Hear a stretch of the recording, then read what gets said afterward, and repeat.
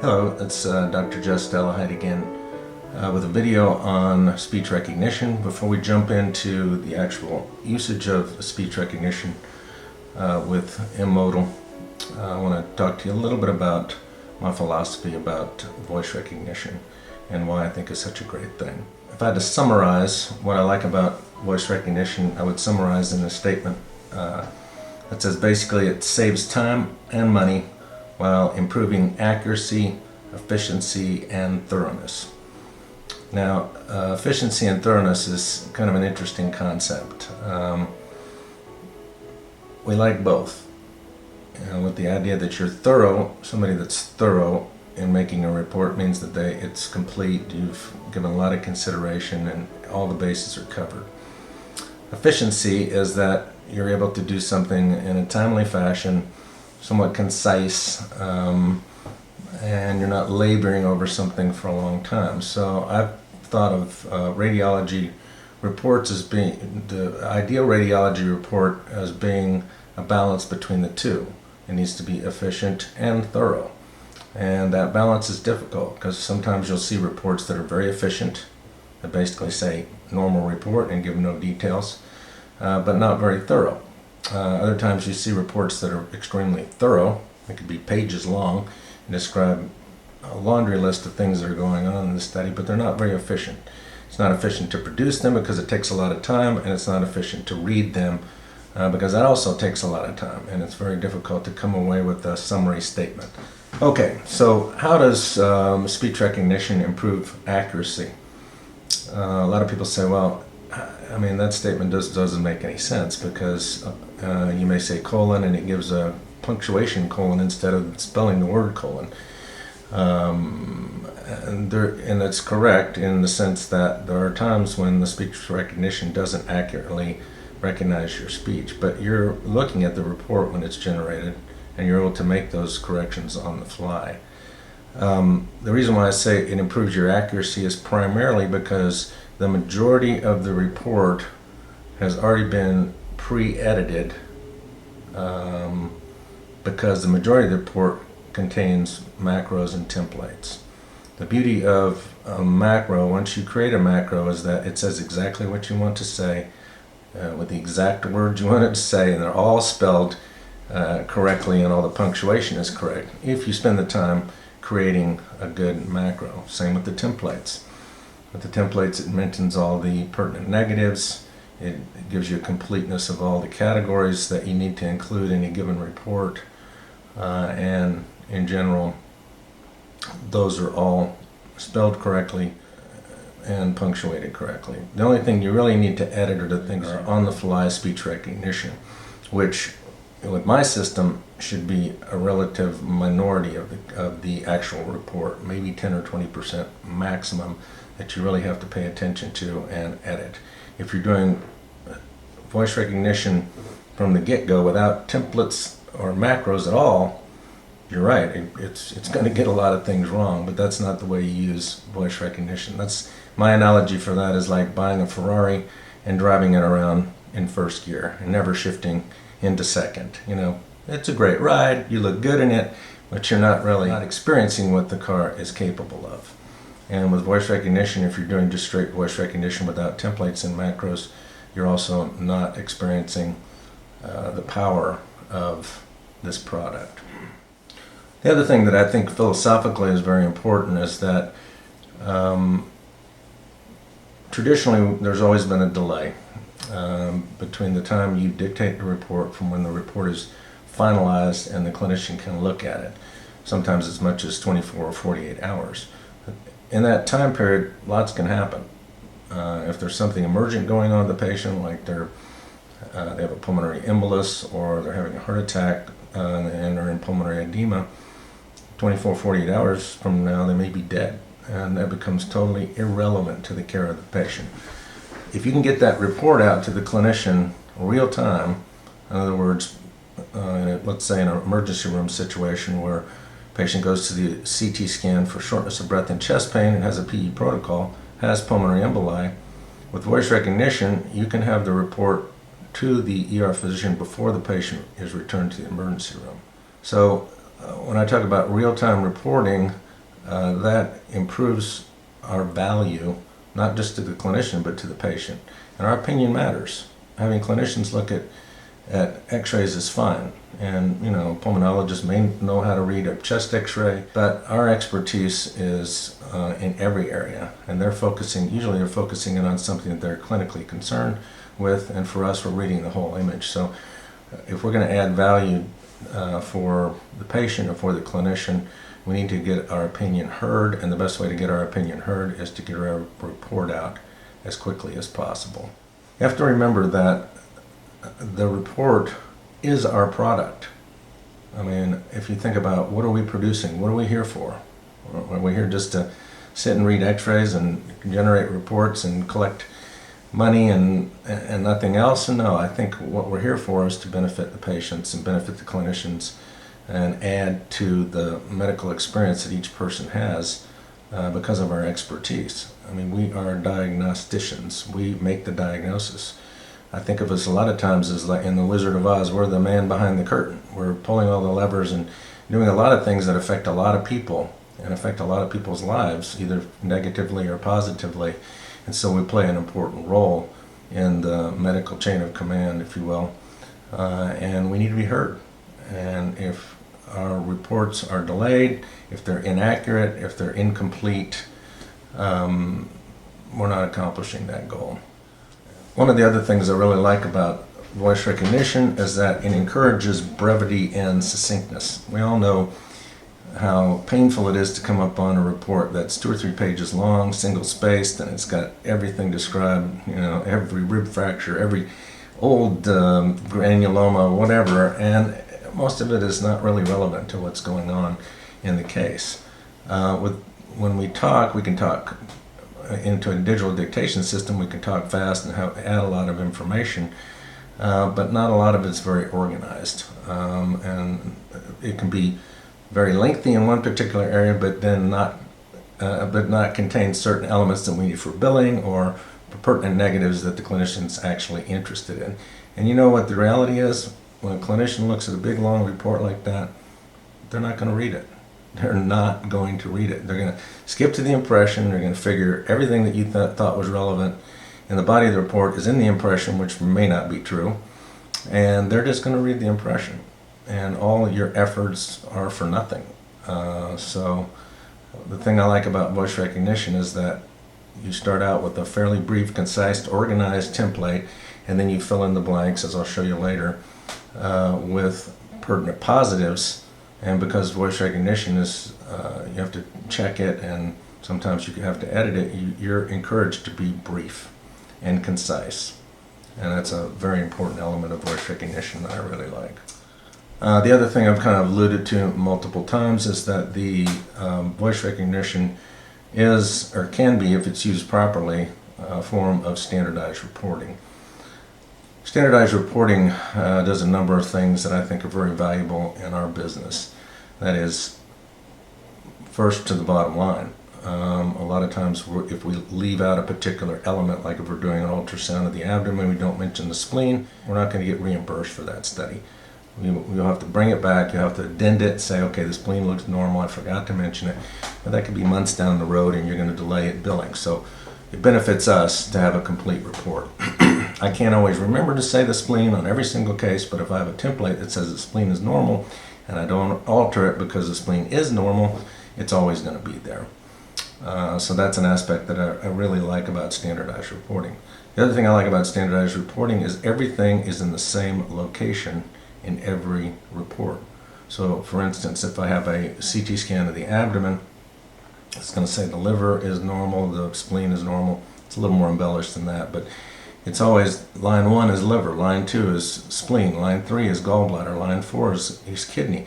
So if a clinician is interested in a particular body part, like he knows a patient has a urinary tract infection with hematuria, he's looking for what's happening in the kidneys, he can skip to that line, he knows exactly where it is. When you have a digital dictation report, most that I know of, the kidneys could be the first line, they could be the last line, they could be in the middle of the line. You have to search through the report to find where that element is. Most people are not disciplined to line item everything in a digital dictation system. Some are, but if you're doing that, why not use a template? The other thing that voice recognition does is it ends the endless repetition of pertinent negatives in a digital dictation environment. The problem with digital dictation is that without a template is that every time you read a CT scan of the chest or a chest x-ray or whatever it is you're reading, you always have to mention the pertinent negatives over and over again for billing and completeness purposes. The spleen is normal, the pancreas is normal. Why say that over and over again? Why not just put it in a template? Now it's easy to do a digital dictation negative, type a negative. But the problem is it has to go to the transcriptionist. The transcriptionist gets paid for doing nothing because she just calls up a macro herself and gets paid on a per line basis usually, and sends it back to you for verification, which you don't have to really verify it because you didn't do anything, you didn't type anything, so there's nothing to check, but you still have to sign it, and it still has to then get back to where it's going. So that's a totally unnecessary time delay in a normal study. So if nothing else, we should all be using voice recognition for normal studies and only dictating the ones that are abnormal, because there's no reason to pay a transcriptionist for normal, and there's no reason for you to get it back for authentication. As mentioned, basically when you implement voice recognition, the transcriptionists are eliminated. Now I like transcriptionists, they're good people, they do an excellent job. The reality is that the technology has basically taken the job away from them. The reality is that if it was just saving their job versus not saving their job, I would be in favor of saving their job. But the problem is that voice recognition improves my reporting, my accuracy, all these other things so much that the cost savings from the transcriptionist is really a minor part of the advantages in my way of thinking. Now the other thing I hear constantly and drives me somewhat crazy is that people who don't want to do voice recognition say that voice recognition takes my attention away from the images and I have to focus on the report, and that is I'm not able to do my job. And I'm doing a disservice to the patient because I'm spending so much time looking at the report that I miss the pertinent findings on the films. And to that I say, you obviously haven't been doing voice recognition properly. First of all, I agree with you if you're doing voice recognition on the fly and you don't have any templates or macros, because that's a very frustrating experience. I wouldn't do voice recognition that way. I wouldn't be an advocate of voice recognition if I used it that way. With macros, you know that when you put a study up, you know that you could sign your name to it after putting the history and making sure the date and everything is correct. And you know that it's got all the proper elements, everything included in that report that you need for a negative. If you have a film like this that's up here right now, that's a normal. I don't have to do anything. But if, let's say, there was a little infiltrate there, I would just go to the line that says the lungs are clear. I'd wipe that out and say there's an infiltrate in the right middle lobe compatible with pneumonia. And the impression I would go down and wipe out the part that says normal chest x-ray, and I would say pneumonia in the right middle lobe. What I'll do is I'll bring the case up. I'll look at only the images. You know, if I have old studies that I need to bring down, I'll look at those. And I'll get in my mind what I think the things I need to change the normals to abnormals on in my template. With digital dictation, there's kind of a psychological need to get the report started as you're looking at the study. So you're really doing two things at once. You're looking at the study and you're talking into the mic to create a report, because it takes so long to create the report. You have to get started or it's going to take you forever to get through the study. You don't have the luxury of just looking at the images and then creating the report. When I decide, when I'm looking at a CT scan of the abdomen, that the pancreas is normal, I don't have to go back and look at it when I'm creating the report, and I don't have to say anything in the report because it's already there, that element of saying the pancreas is normal. So I find that I spend more time looking at the images and less time worried about the report. And then also, think about this. You can be talking, especially on a complex case, you're talking and you may or may not say what you meant correctly. You have right-left discrepancy. You have just the way you word things when it's really complicated can be convoluted and not really give the right message. Well, you have to get that report back later, okay, after you've read another 20, 30, 40 cases. And it's hard sometimes to remember exactly what you meant, exactly what the case was. So you don't, when you're signing the report off, you don't have the report directly in front of you. And just lends itself to inaccuracies. because you're adding an additional person, the transcriptionist, into the mix that she or he may have understood what you said or may not, or there's blanks and you have to fill in the blank. Well, was that on the right or was it the left? I can't remember. All these different things. Whereas the report here is available for you. You have the images that are there for you to check it, and you're doing everything. And as soon as you click that button, sign, you're never going to have to go back to that report, unless, of course, you want to indent it. So that's a rundown of a lot of what I would consider the positives of voice recognition, in my opinion. I know a lot of people don't share that. My style of dictating may be different than yours, but I think if we adopted something very similar to this, we would be very successful in producing a better product for our customers. All right, negatives about voice recognition. I admit that there are some negatives, but those negatives are relative and they tend to go away with time. First of all, it represents a paradigm shift in the way we do business. We're used to the habit of dictating and talking. We're not used to having to deal with the templates and macros and you know, what's funny to me is that people say you're not an editor. Oh, well, what have you been doing your whole life? You get the study back from the transcriptionist. You have to edit what they typed, and so yes, you are an editor. And I would say that you actually are doing less editing with voice recognition than you do with the transcriptionist. So you're really not changing that much of what you have to do. The speech engines have gotten so good that if you're speaking correctly and not speaking too quickly, the voice recognition is so accurate that you don't have to worry about it changing the meaning of your words as much as you might think. But it does take time to train yourself to do it. There's no getting around it. It's going to take you a month or two to get comfortable with it. A lot of people don't want to take that time because they've got busy practices, they got a lot to do, and they feel like, I don't want to get behind, yada, yada, yada. My suggestion on that is you don't have to do it 100% all at once. Pick a time in the day when you're relatively caught up with cases and try it. Try it on a few cases. Borrow somebody else's templates. Use my templates and dictate 3 or 4 cases a day using voice recognition, and over time you become more proficient with it, and slowly you can integrate more and more. If you're busy, if there's a ton of cases on the list and you just want to bang some work out, use the digital dictation system to get that work banged out. I mean, you'll eventually be able to make that transition over to voice recognition and get some of the benefits that I'm talking about. The other thing that takes a tremendous amount of time is template construction, macro construction. It's time consuming. When you look at, I've got hundreds and hundreds of templates and macros, and I'm still not finished making some of them. So, one of the things I can offer to you is I can let you use mine. You may not like the way they're constructed or the words that I use or exact phrases or whatever, but the basic elements for billing and getting the information across are there, and you can change the wording or whatever. Nothing's cast in stone. I mean, I understand one radiologist may say it this way. One radiologist says consolidation, the other one says infiltrate, one says impression, the other one says conclusion. I don't care. You can change it, but that's not a reason to not do voice recognition, because the wording is not just perfect for you, because you can change that. The other thing is matching the templates to the procedure codes. Whenever I pull up a study, it always pulls up exactly the right template based on a match between the template name and the procedure code that I assign to it.